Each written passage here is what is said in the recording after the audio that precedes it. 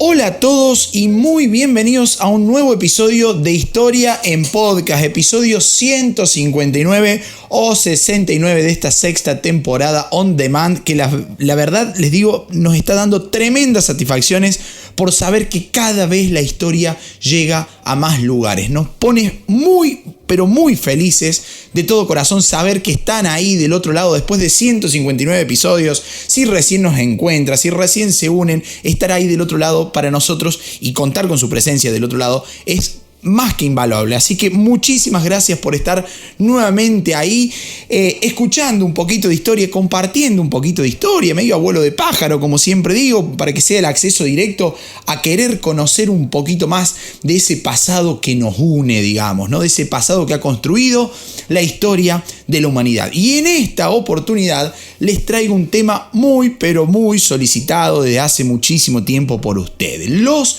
Borgia, una de las familias más icónicas de esa Europa moderna, de esa Europa tardo-medieval, dirán algunos. Una familia que ha inspirado series, libros, novelas, películas y un sinfín de ficciones, algunas veces muy sujetas a la historia real y otras veces sin mucho fundamento histórico, pero que sin duda han generado un interés muy profundo en este tema porque desde hace mucho tiempo vengo recibiendo pedidos de ustedes sobre los Borgia. Así que acá vamos, y para empezar, como siempre digo, ¿por dónde vamos a hacerlo? Por el principio. Vamos a empezar desde el comienzo. Intentaremos responder antes que nada a la pregunta de quiénes fueron los Borgia. Quizá algunos de ustedes no saben y no están obligados a saberlo, quiénes fueron los Borgia. Entonces vamos a empezar con esa respuesta, con esta pregunta, e intentar responderla. Digo, respuesta que con el transcurrir del episodio iremos obviamente profundizando, pero que mientras tanto vamos a tener un primer acercamiento. Y podemos decir que los Borgia en realidad fueron una familia noble española.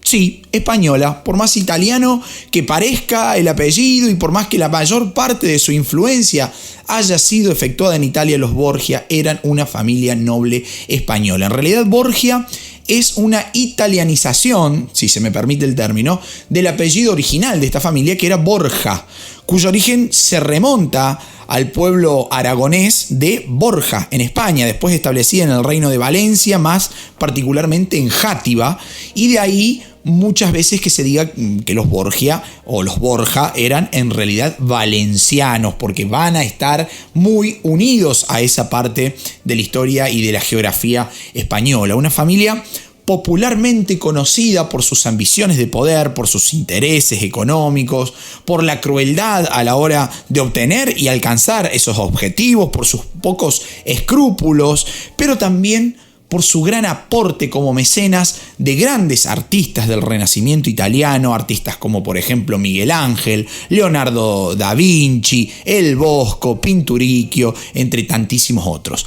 Ahora, claramente no vamos a hacer genealogía de los Borgia, por las dudas. Si ustedes están esperando eso, les digo, pueden buscar otro capítulo, ningún problema, porque no vamos a hacer genealogía de los Borgia, sino que nos vamos a detener en una rama más particular, porque, analizar todo el linaje Borgia sería extenso y por sobre todo aburrido, lo veo yo, poco interesante. Entonces se preguntarán, ¿en qué nos vamos a detener en este episodio? Nos vamos a detener, y he elegido detenerme, en tres de sus principales y más famosos miembros, ¿sí? Los tres miembros a mi criterio más famosos de la familia Borgia, que han pasado a la historia como ejemplos y como definición del apellido Borgia y de su significancia. Estoy hablando de Rodrigo Borgia, luego convertido en el Papa Alejandro VI, y sus hijos, ¿sí? Los hijos del Papa, por más que parezca raro, ya lo veremos.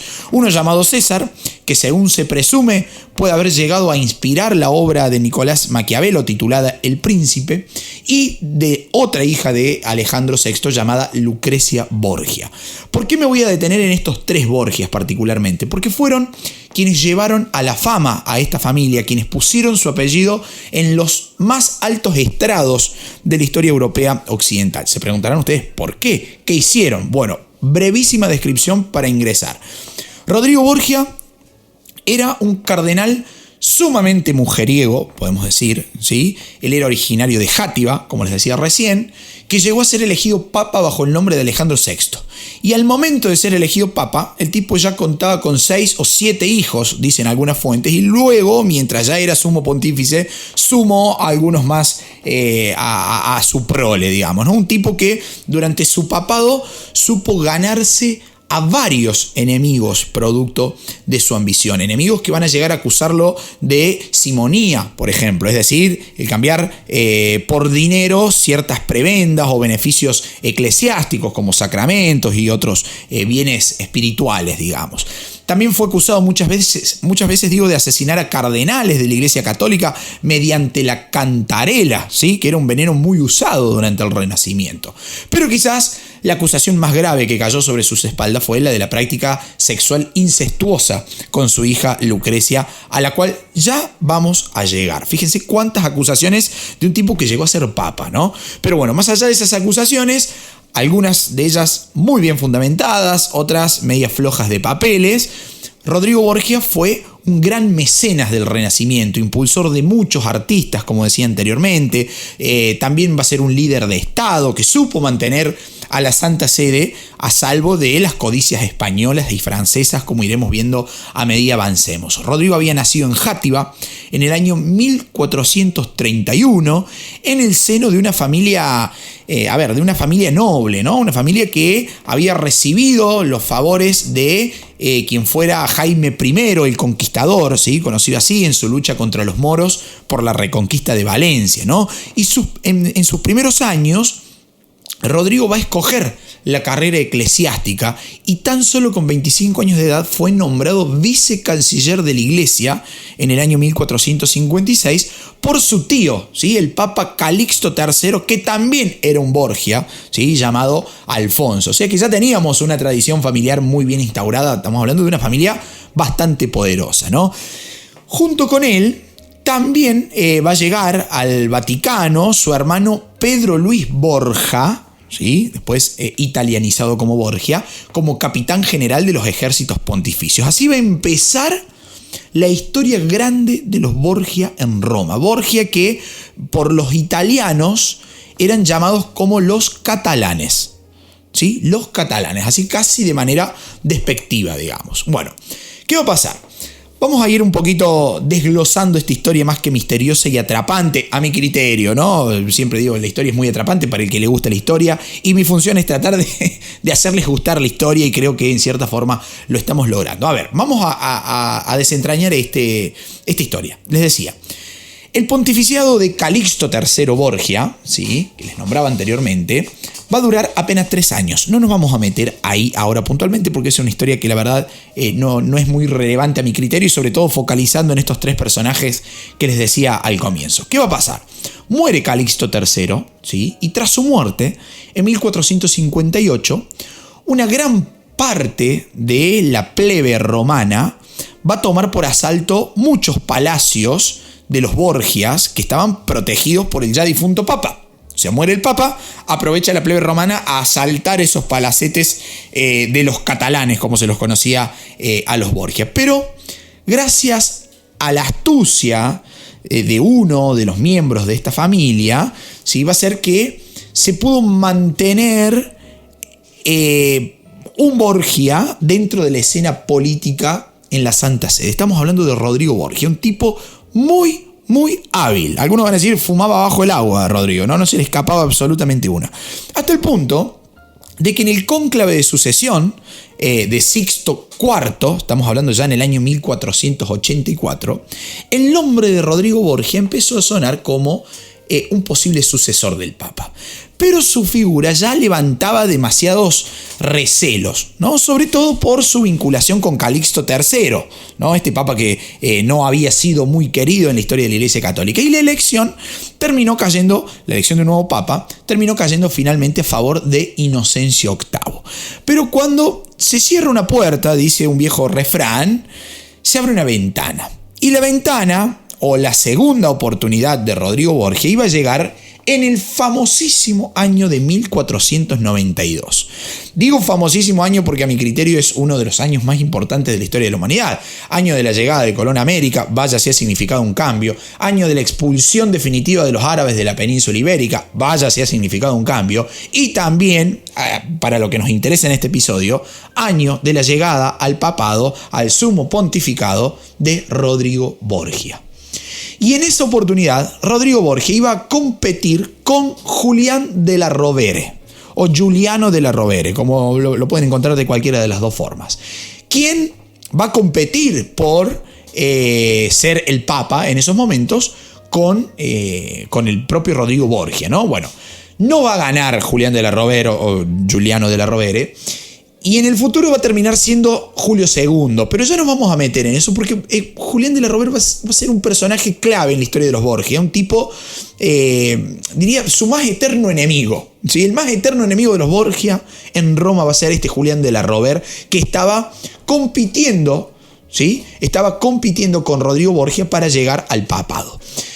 ¿Qué va a pasar? En la noche del 10 de agosto del año 1492, la fortuna se iba a volcar a favor del representante de la casa Borgia. Y cuando digo la fortuna se volcó, entiéndase por lo más literal del término, porque su elección, ¿sí?, le costó decenas de miles de ducados, así como también de decenas de miles de favores y títulos al propio Rodrigo Borgia. Por eso digo que la fortuna se volcó, porque el tipo tuvo que volcar una fortuna para ser elegido papa, ¿no? Tuvo que pagar, tuvo que ejercer relaciones clientelares. ¿Qué sucedía ahí y por qué fue tanto el dinero que se tuvo que usar para que un Borgia volviera al papado? En realidad, los cardenales, ¿sí?, los encargados de nombrar un nuevo papa, estaban divididos entre italianos, franceses y españoles. Y Julián de la Rovere era el protegido de Carlos VIII de Francia. Así que este muchacho contaba con todos los votos de los franceses, situación a la que se le sumaba la de su país de origen, digamos, que era Italia. O sea que los votos de los italianos y de los franceses muy probablemente fueran para Julián de la Rovere. Por su parte, Rodrigo recibía todo el respaldo español, porque su familia venía de España, y tuvo que comprar varios votos entre los cardenales italianos. Los franceses fueron incorruptibles, vamos a decir, al menos en esta instancia. Tuvo que pactar con los Sforza, una familia tradicional de Milán, súper poderosísima, particularmente con Ascanio Sforza, a quien le ofreció la vicecancillería, con lo cual se aseguraba el apoyo de Milán, digamos, ¿no? Bueno, pasó lo mismo con la familia Orsini, particularmente con el cardenal Orsini, a quien le tuvo que conceder varios castillos para recibir la ayuda de esta importante familia romana que a la larga iba a terminar también enemistada con los Borgia, como veremos. Finalmente, en la mañana del 11 de agosto, Rodrigo Borgia va a ser proclamado papa con el nombre de Alejandro VI. ¿Y saben por qué eligió ese nombre para ejercer su papado?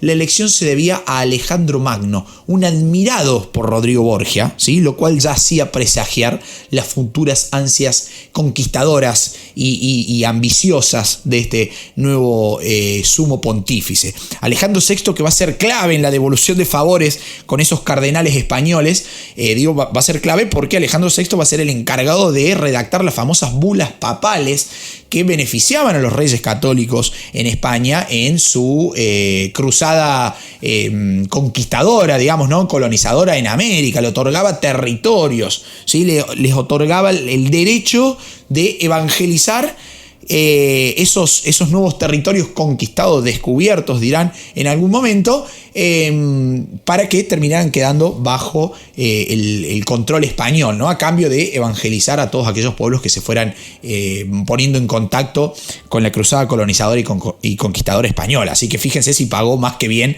los favores que había recibido por parte de los cardenales españoles, ¿no? Pero bueno, la cuestión es que este nuevo papa no iba a llegar solo al Vaticano, ¿sí? Y al igual que lo hizo su tío Calixto III, que les nombraba anteriormente, Alejandro VI supo rodearse de los suyos, que en este caso eran sus hijos Juan, César, Lucrecia y Jofré, ¿sí? Van a ser 4 de los hijos que vamos a estar nombrando mucho en este episodio. Juan, César, Lucrecia, que son 2 de los Borgias principales a mi criterio, y Jofré.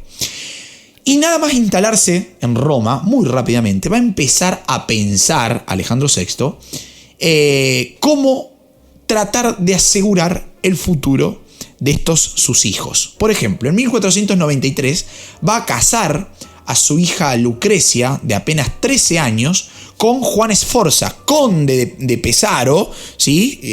Estos Sforza que estaban emparentados con Milán, que les decía recién.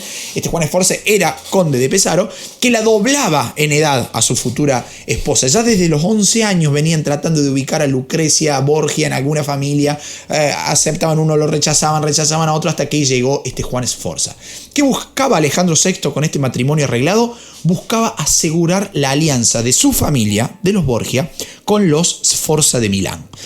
Pero mientras eso se lograba, los Borgia se enemistaban con otro reino muy poderosísimo, un reino sureño, tremendamente enemistado con Milán, que era Nápoles. O sea, Nápoles enemistado con Milán y los Borgia aliándose con Milán, por lo tanto, ganándose un nuevo enemigo, que era el reino napolitano.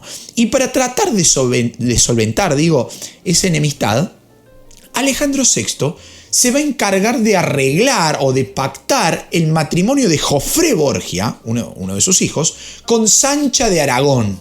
¿Quién era Sancha de Aragón? Era hija del rey Alfonso II de Nápoles.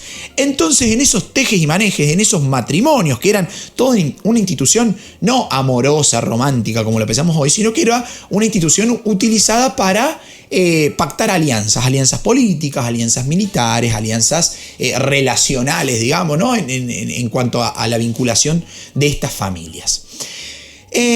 Por su parte, ¿sí? Juan Borgia va a ser enviado a España, donde se va a casar con María Enríquez, adquiriendo el título de Duque de Gandía. Entonces se va a pasar a conocer como Juan de Gandía. Jofré Borgia entonces con Sancha de Aragón, lo vamos a tener a Lucrecia con los Sforza en Milán, lo vamos a tener a Juan en España, conocido como Duque de Gandía, y por último César, que fue obligado por su padre a seguir el oficio eclesiástico, a tal punto que llegó a ser nombrado cardenal de Valencia. Pero como sucede numerosas veces en la historia, este joven Borgia no estaba contento con los planes que su padre tenía para él, y veremos que hizo todo lo posible por torcer su destino. Pero en todo ese trajín iba a suceder un hecho muy particular en la historia de los Borgia, que fue la invasión francesa a la península itálica, conocida como la primera invasión francesa. Se imaginarán ustedes que si decimos primera es porque claramente al tiempo va a existir otra, ¿no? Pero vamos por orden. ¿Qué pasó en esta primera invasión francesa? Resulta que en el año 1494 iba a morir Fernando I de Nápoles, también conocido como Ferrante de Aragón o Ferdinando de Nápoles, es decir, el rey de Nápoles. Tras su muerte, se va a iniciar la carrera codiciosa del rey Carlos VIII de Francia para tratar de controlar el reino del sur de Italia, es decir, controlar Nápoles. Francia quería controlar Nápoles. Alfonso II va a ser elegido el rey sucesor de Ferdinando o Fernando de Nápoles. ¿Sí? Este Alfonso II que les nombraba recién, que va a ser suegro de Alejandro VI, del Papa. Bueno, Alfonso II va a ser elegido rey de Nápoles, pero Carlos VIII de Francia no lo vio de buena manera y decidió invadir el norte de Italia con la intención de atacar a Nápoles, atravesando de norte a sur, toda la totalidad de la península itálica en caso de ser necesario, y claro que lo era. Bueno, Carlos VIII tenía uno de los ejércitos más poderosos del momento en Europa, esto hay que decirlo, ¿no? Y producto de ese poder militar logró una alianza con un personaje interesante que se llamaba Ludovico el Moro, quien le permitió atravesar rápidamente Milán y toda la Lombardía italiana para llegar a las puertas de Roma el 31 de diciembre de 1494. Los Borgia, frente a esta avanzada francesa,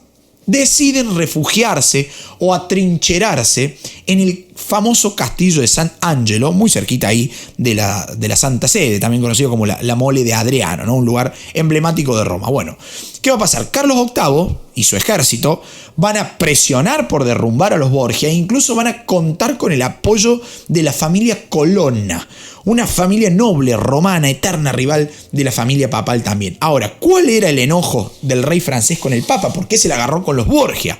Bueno, Carlos VIII estaba enojado y disgustado, si se quiere, con Alejandro VI, debido al matrimonio entre Jofré y Sancha, ¿sí? Esta hija de Alfonso II, y especialmente por la coronación de Alfonso II como rey de Nápoles.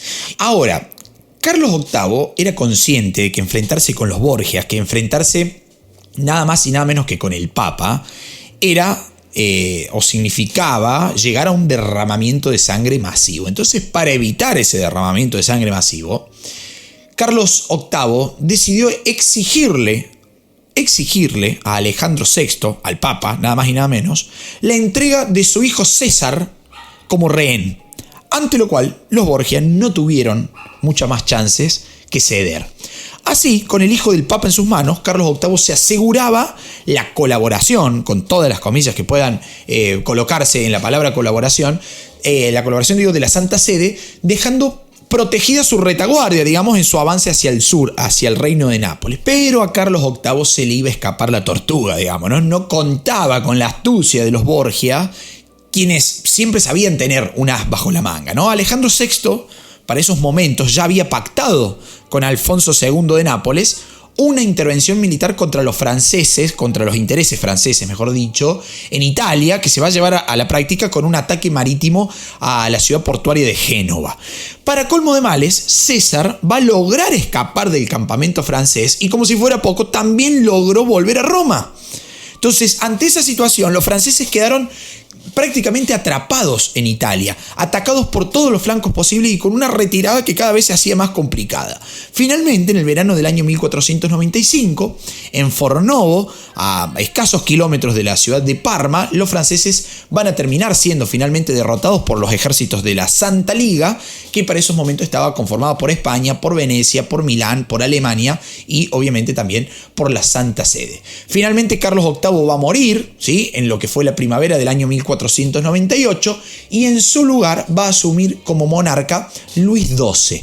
Luis XII, quien va a volver a intentar la aventura italiana o napolitana, si se quiere, de su antecesor, en lo que fue la segunda invasión francesa dentro del periodo de las denominadas guerras itálicas. Pero fue justamente en ese periodo de entreguerras, ¿sí?, entre la primera y la segunda invasión francesa, es decir, entre 1496 y 1498, para que nos ubiquemos en la línea temporal, cuando dentro de la familia Borgia se va a desarrollar la etapa más oscura de esta familia, que ya de por cierto daba mucho de qué hablar en esa época, ¿no? Vamos a ver qué pasa. En primer lugar, el primer foco que van a tener que enfrentar los Borgia será el que hacía referencia a una familia muy poderosa de la zona de la Romaña, ¿sí?, una familia de apellido Orsini, de la cual ya les he nombrado algo anteriormente, que tuvieron que pactar los Borgia en su momento para que Alejandro VI llegara a ser coronado como papa. ¿Qué va a pasar? La disputa y la rivalidad entre Orsinis y Borgias va a ser muy marcada, ¿no? Fue en ese contexto cuando el papa Alejandro VI, es decir, Rodrigo Borgia, decide traer de regreso a Italia a su hijo Juan de Gandía desde España, ¿sí?, que les decía anteriormente, y le otorga un puesto clave, lo nombra gonfalonero, es decir, capitán general del ejército papal. Y así se inicia la campaña contra los Orsini. ¿Sí? Los Borgia dicen, a ver, no me cabe ninguna, ¿hasta cuándo vamos a tener que aguantar los planteos de los Orsini? Vamos contra los Orsini. Para eso traigo, dirá Alejandro VI, a mi hijo Juan de Gandía, lo nombro capitán general de los ejércitos papales, es decir, gonfalonero, y a partir de ahí vamos adelante. Campaña que va a iniciar en el año 1496 con varias victorias a favor del ejército papal, pero no se va a demorar mucho para que la inutilidad militar de Juan de Gandía quedara en evidencia, ¿no? Un tipo que se dice que tenía muy poco conocimiento militar, ¿no? Y su papá, el papa, nada más y nada menos, le otorga este título más que le quedaba más que grande, digamos, ¿no? Lo cual le va a dar cierto respiro a los Orsini, quienes finalmente logran recuperar algo de terreno y terminan firmando la paz con el Papa a inicios del año 1497. Ahora, mientras todo eso ocurría, César Borgia seguía con su cargo de cardenal en esta carrera eclesiástica que su papá le había marcado, ¿no? Con el cual muy contento no estaba. Quería más, quería seguir el ascenso, quería dedicarse a la rosca política. Y para eso, César Borgia pone en marcha un plan bastante turbio, por eso se habla de los años oscuros de los Borgia. Lo primero que hace es sacarse de encima a Juan Sforza, sí, su cuñado, el marido de Lucrecia, ya que esa alianza de los Borgia con la familia milanesa Sforza ya no servía mucho a sus intereses, no le había redituado económicamente tanto. Finalmente va a lograr el divorcio de Lucrecia con Juan Sforza cuando Lucrecia reconoce que el matrimonio, se dice que Lucrecia fue obligada a reconocer que el matrimonio con Juan Sforza, que la doblaba en edad, que era el doble mayor que él, no se había consumado.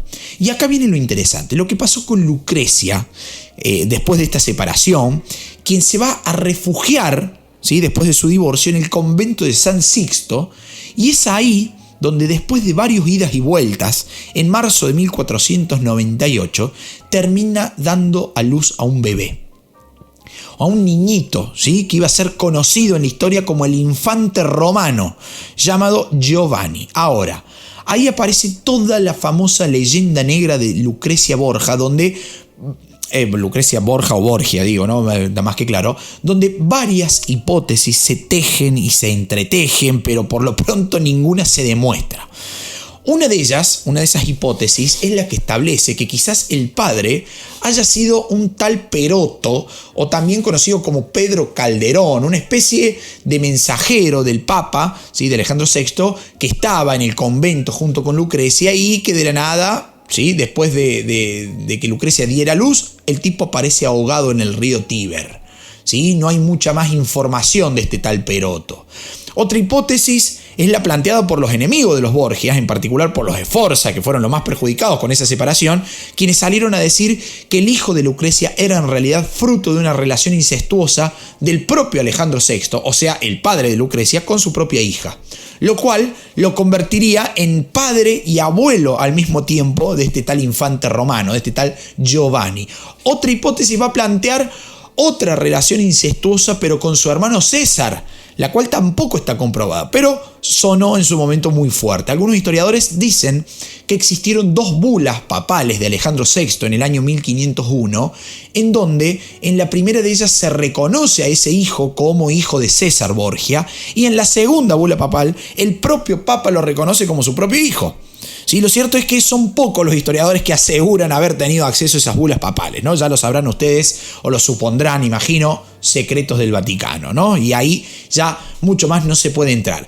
Asimismo, en el año 1502, César, como apoyando su supuesta paternidad, va a nombrar a este niñito como duque de Camerino, una de las tierras conquistadas por el propio César en la zona de la Romaña, que ya veremos a continuación. Lo cierto es que tras la muerte de Alejandro VI, Giovanni se va a ir a vivir con Lucrecia a Ferrara, que también lo vamos a ver a continuación, donde finalmente se lo reconoció como hermanastro de Lucrecia Borgia. Fíjense cuánta oscuridad en torno a esta vida, ¿no? Lucrecia Borgia, que va a tener una vida sumamente sufrida, ¿no? Muy atada a las decisiones familiares, políticas, administrativas y turbias de su hermano César y de su padre Alejandro VI, ¿no?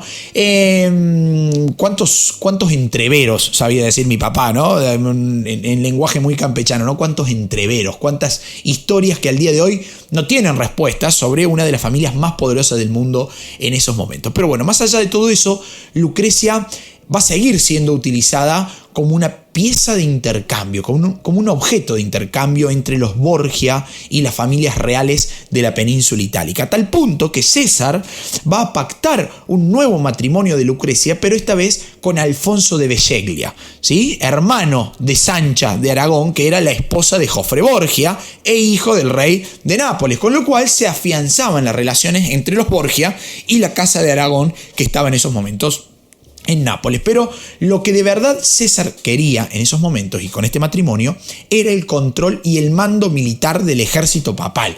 Eso era lo que le estaba buscando César Borgia. No le interesaba ser cardenal, ni ser papa, ni toda la carrera eclesiástica que su padre había pensado para él. A él le interesaba el control y el mando militar del ejército papal. Solo faltaba, para lograr ese objetivo, una gota que rebalsara el vaso. Y la gota iba a llegar, ¿sí? La cobardía y la ineptitud de su hermano, ¿sí?, en la guerra de la Romaña que decíamos recién, fue el punto límite de la paciencia de César, quien no dudó en actuar, o al menos eso se piensa. ¿Por qué digo esto? Porque el 15 de junio de 1497 va a aparecer flotando muerto en el río Tíber el propio Juan de Gandía, hermano de César Borgia, el capitán general de los ejércitos papales, puesto justamente, vaya casualidad, al que César ansiaba llegar. Todas las miradas van a apuntar en esos momentos a César, quien, hambriento de poder, ¿sí?, se piensa que fue capaz de matar a su propio hermano. Pero hay, en este punto, otra historia turbia que los antiborgianos, podemos decir, se encargaron de hacer correr. Aparentemente, Lucrecia Borgia admiraba la campaña militar en la Romaña llevada a cabo por su hermano Juan. Esto aparentemente va a desatar una ola de celos y de odio en César que contribuyó, junto con su deseo de poder, a matar a su hermano. Fuerte, ¿no? O sea, son teorías muy fuertes a mi criterio, ¿sí? Los celos incestuosos por su hermana, que admiraba a su otro hermano, su ambición de poder y de ascender, aparentemente habrían llevado a que César eliminara, sacara del medio, matara a su hermano Juan. Así las cosas, en agosto de 1498, César consiguió que su padre lo liberara de su condición de cardenal para recibir el nombramiento de gonfalonero de la iglesia. Y César no va a demorarse mucho en poner manos a la obra. En octubre nomás se va a entrevistar con Luis XII, el nuevo rey francés, que le nombraba hace un ratito, a quien aparentemente le cayó muy bien este Borgia, a tal punto que le regaló, el rey francés, le regaló el ducado de Valentinois, ¿sí? Y también va a arreglar la boda, ¿sí?, de César con Carlota de Albert, la hermana del rey de Navarra. César parecía en estos momentos en la cima, y verdaderamente lo estaba. Ahora tenemos a un Borgia aliado con Francia, la cual siempre le tuvo ganas al reino de Nápoles. Adivinen ustedes qué va a pasar. Pasó lo que era inevitable. Esa alianza se iba a lanzar contra los reinos itálicos en lo que será la segunda invasión francesa. Recién describimos la primera, bueno, ahora vamos a la segunda. En octubre de 1499, las tropas de César Borgia van a atacar la zona de la Romaña y las tropas francesas, ¿sí?, al mando de Luis XII, van a atacar de manera conjunta Milán. Se van a lanzar a la conquista de Milán. El objetivo estaba más que claro, era avanzar hasta Nápoles. Pero esa alianza entre César y Francia tenía un problema. ¿Cuál era el problema que enfrentaba? Si ustedes han sido atentos seguidores y no se han mareado con tantos nombres y tantos matrimonios y tantas alianzas, esa alianza, de Francia y César Borgia tenía un problema. ¿Cuál era el problema? Los matrimonios de Lucrecia Borgia y de Jofré Borgia con los hijos del rey napolitano. ¿Qué va a hacer César, a quien no le cabía absolutamente ni una? Después de salir victorioso en la guerra de la Romaña, mandó a eliminar al último escollo que se interponía entre su alianza con los franceses y el objetivo de Nápoles. En el verano del año 1500 va a ordenar el asesinato de Alfonso Villeglia, el marido de Lucrecia Borgia, o sea, su propio cuñado. Pero eso no fue todo, sino que también va a ordenar el encarcelamiento de Sancha de Aragón, su cuñada, en el castelo justamente de San Angelo en Roma. Así, César iniciaba el siglo XVI en el mejor momento de su vida, podemos decir. Fuerte desde lo militar, fuerte desde lo político, fuerte desde lo económico, desde lo relacional, porque para él trabajaba en esos momentos, por ejemplo, el propio Leonardo da Vinci como ingeniero militar. La fama de César Borgia va a llegar a oídos de todos, va a llegar a oídos hasta de Nicolás Maquiavelo, un político de la República de Florencia, que va a ser enviado por ese microestado como emisario ante el propio César Borgia. Se dice que César va a ser la inspiración de Maquiavelo, como les decía al inicio de este episodio, para escribir la obra del Príncipe, y que se lo llega a dedicar a este Borgia, a este oscuro Borgia, podemos decir. Y además, para sumar a su currículum extenso y turbio, César Borgia va a ser nombrado en el año 1501 duque de la Romaña.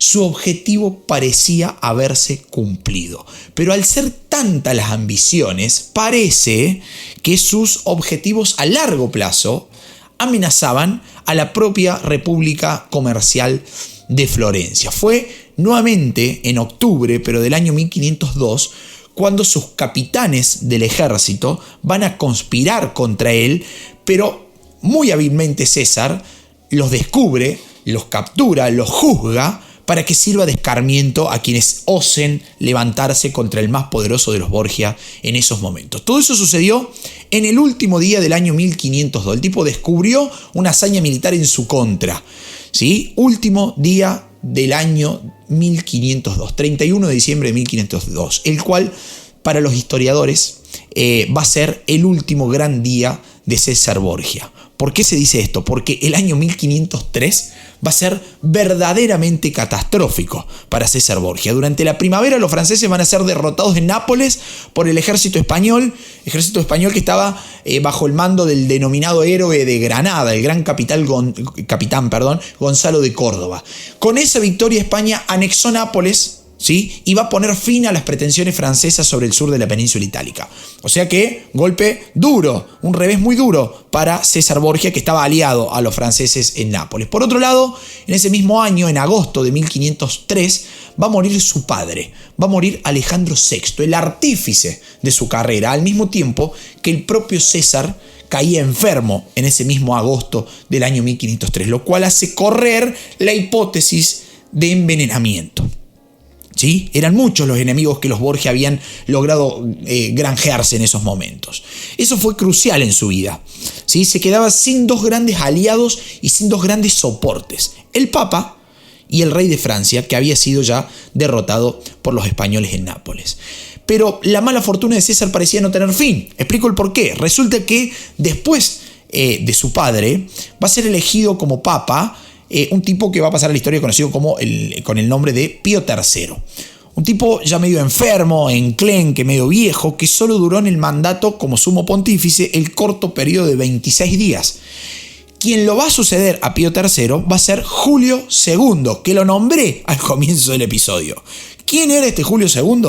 Era en realidad ni más ni menos que Julián de la Rover, acérrimo enemigo de los Borgias, que había competido por el papado con Alejandro VI y que gracias a la fortuna que había derrochado Alejandro VI había perdido esa primera competencia. Ahora el tipo llegaba a ser papa bajo el nombre de Julio II. Al nuevo papa no le va a temblar el pulso, de hecho se lo va a conocer como el papa guerrero o el papa terrible por la inmensa actividad política y militar de su pontificado. Bueno, este Julio II no va a dudar un segundo, justamente valga la redundancia, en hacer prisionero a César, en capturarlo y en entregarlo a Gonzalo de Córdoba para que fuera juzgado en España. Hacia allá partió prisionero César. Hacia tierras españolas va a ir como prisionero para ser juzgado a este tipo a quien parecía que la fortuna ya no le sonreía. Fue encarcelado unos meses en Chinchilla y después va a ser trasladado a la fortaleza de la Mota, en Medina del Campo, de la cual logra escapar muy aventureramente y huye César Borgia en el año 1506. ¿Hacia dónde huyó César Borgia? Hacia el norte de España, hacia Navarra, donde reinaba su cuñado Juan de Albret, quien lo iba a nombrar capitán del ejército navarro. Ahí va a gozar de una breve primavera, digamos, ¿no? Va a poder reconstruir un poquito su vida, logra poner el sitio a la ciudad de Viana, ¿sí? En marzo de 1507, logra ciertas victorias militares, pero va a ser el 12 de marzo de ese mismo año de 1507 cuando César recibió una noticia. ¿Qué decía la noticia? El tipo estaba sitiando la ciudad de Viana y recibe la noticia de la llegada de suministros hacia la ciudad que ellos mismos estaban sitiando. Entonces el tipo dice, ¿cómo puede ser? Se enoja, se enfurece con su guardia, dice, no, estamos sitiando una ciudad, no podemos permitir que le lleguen suministros a esa ciudad sitiada. Entonces decide él mismo agarrar el caballo, montar al galope hacia la ciudad sin preocuparse por si su guardia personal lo seguía o no lo seguía. ¿Y qué va a pasar? Va a pasar lo previsible. Una redada de 20 jinetes rebeldes y enemigos de César y enemigos de Navarra también, lo rodean en solitario y lo matan. Llegaba al final la vida de uno de los personajes más intrincados de la historia. Terminaba la vida de César Borgia, un personaje que sin duda alguna ha dado mucho que hablar en la historia y va a ser retomado y gran inspirador de Maquiavelo, ¿no? Ahora, pueden preguntarse ustedes, ¿todo bien? Murió Alejandro, murió César, ¿qué pasó con Lucrecia, no? ya había muerto su padre, había muerto su hermano. ¿Y ella qué papel jugaba? ¿Qué pasaba con ella? Bueno, resulta que tras el asesinato de Alfonso, su segundo esposo, en esos momentos su papá y su hermano, es decir, Alejandro VI y César Borgia, van a acordar una nueva boda de Lucrecia con Alfonso d'Este. Alfonso d'Este era heredero del ducado de Ferrara. Para esos momentos Lucrecia contaba con 21 años y una vida sumamente difícil, como lo hemos visto. Lucrecia llegaba a esa propuesta de matrimonio con bastante mala fama, ¿no? Asimismo, la familia d'Este, o sea, la familia de Alfonso d'Este, acepta el matrimonio. Y no lo va a aceptar gratuitamente, sino que lo va a aceptar a cambio de ciertas concesiones en su relación con la Santa Sede y sobre todo con el poder que César estaba acumulando en la zona de la Romaña. Vamos a ese momento de la historia. ¿Qué va a pasar con Lucrecia entonces? Se va a casar en el año 1501, se trasladó a Ferrara, desde donde nunca más volvió a ver a los suyos, nunca más volvió a ver ni a su padre ni a su hermano. Llegó a ser la duquesa de Ferrara, lugar en donde finalmente también va a encontrar la muerte en el año 1519 a los jóvenes 39 años de edad, después de dar a luz a su octavo hijo. Lucrecia también iba a terminar en las sombras, una familia que iba a inspirar montones de cosas y que en la actualidad es todavía inspiradora de grandes ficciones, muchas de ellas muy agarradas a la realidad, otras no tanto, pero que despiertan el interés de esta familia que supo ganarse su lugar a costa de traiciones, a costa de sangre, a costa de valentía, dirán algunos, a costa de astucia, pero sin duda alguna logran ganarse su lugar en la historia grande de las familias europeas.